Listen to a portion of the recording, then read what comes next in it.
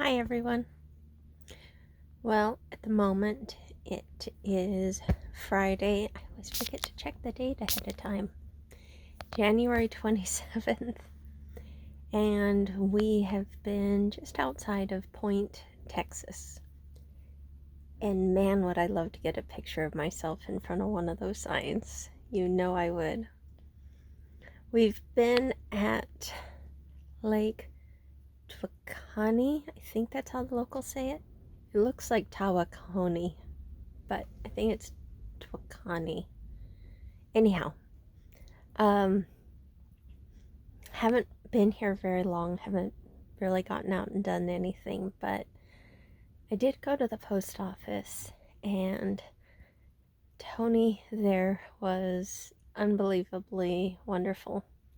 Just kind and talking and chatty and just all the southern kind of small town charm that you think about.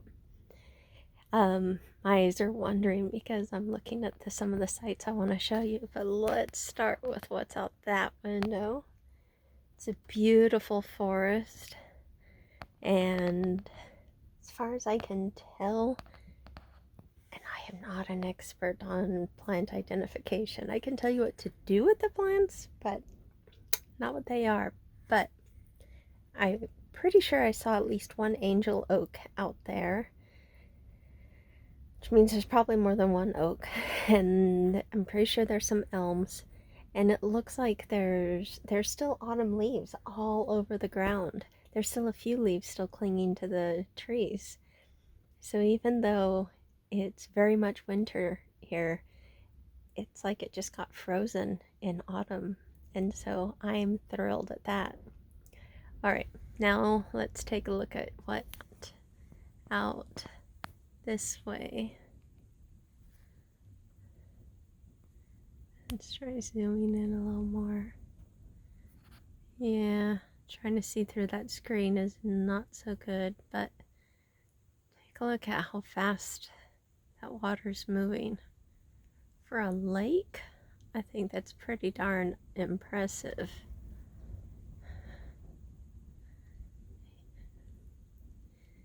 You might even hear the wind. There's a storm blowing in. It seems we're timing these storms pretty well. We're still having to get up extra early and head out in order to beat it, just like last week and just like 2 weeks before that. But at least it's not happening just before we go, because getting mired in the mud would suck. Anyway, so around here, let's see, we got the cats a new little kicker toy. It's a carrot of all things, and they have already begun eating it because the irony, it's just hilarious. They never ate any of their other kicker toys, but sure, I get them a carrot, and what did they do? Go ahead, make your jokes. We sure have been too. Meanwhile, I got me a candida infection, took the medication I keep on hand because I get them recurrently, and now I'm having a reaction to it. Oh goodness. The over-the-counter stuff I became allergic to, so my doctor lets me have keep on hand some of the prescription stuff, and the side effects aren't all that bad. Basically, just a lot of extreme fatigue and some chest tightening and muscle joint pain. So it just sort of means more time hanging out in bed. And with views like this, it's hard to complain. But it does sort of explain why I'm a little less chipper than normal. Huh, I I flipped it over just before a couple of bicyclists went by. Anyway, so tomorrow we start our trek into Arkansas. From this point out, it's really brand new territory.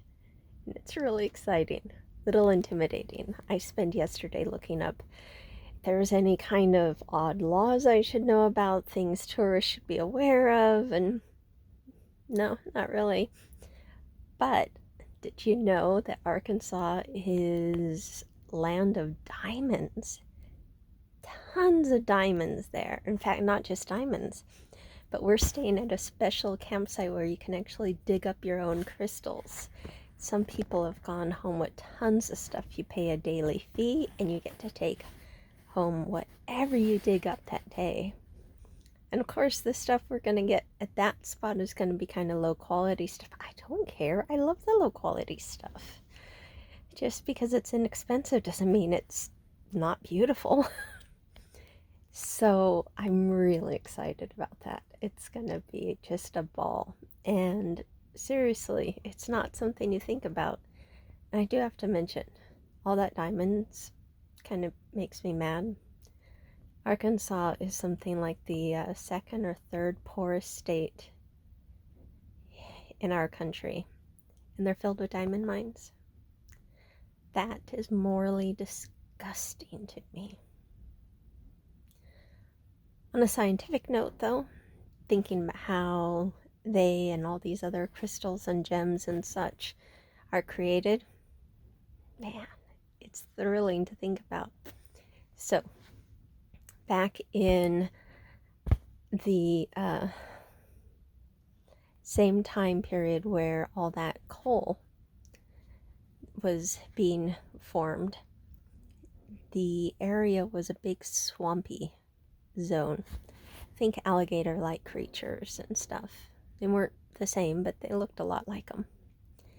And the continent was going through what's called the North American uplift, where the whole plate tectonics, the whole thing was just sort of lifting up. It's more complicated than that, but we're simplifying, right? And so that's where a lot of the mountains and hills and stuff were all getting formed as everything's just getting built up. But at that point, it was still going from what had been completely underwater, and now was just marshy, swampy stuff. And so as a whole bunch of stuff falls into the swamps and marshes and just decays, it became the coal. Coal is the same as diamonds chemically. It's just a matter of how much pressure is applied. Whole lot of pressure becomes a diamond. Less pressure, coal. So it's at that same time period, though, that all this other stuff was getting laid down that would become the citrine and the garnet and amethyst and other stuff that people dig up now. And fun fact, citrine and amethyst and such, a lot of those will switch back and forth in the same piece of rock. It's all a matter of whether you have a particular chemical in there. Sometimes like hydrogen or a bit of oxygen, or sometimes it's a bit of iron or something, and whether it heats up or cools down, and it'll change the color of that crystal. That's the only difference. In the case of amethyst, the iron is there, and that's what gives it the color. Fun stuff! Oh, I just had no idea that Arkansas was so fascinating. I can't wait. All right, babbled long enough. Have fun, everyone. Make it a great one. Bye.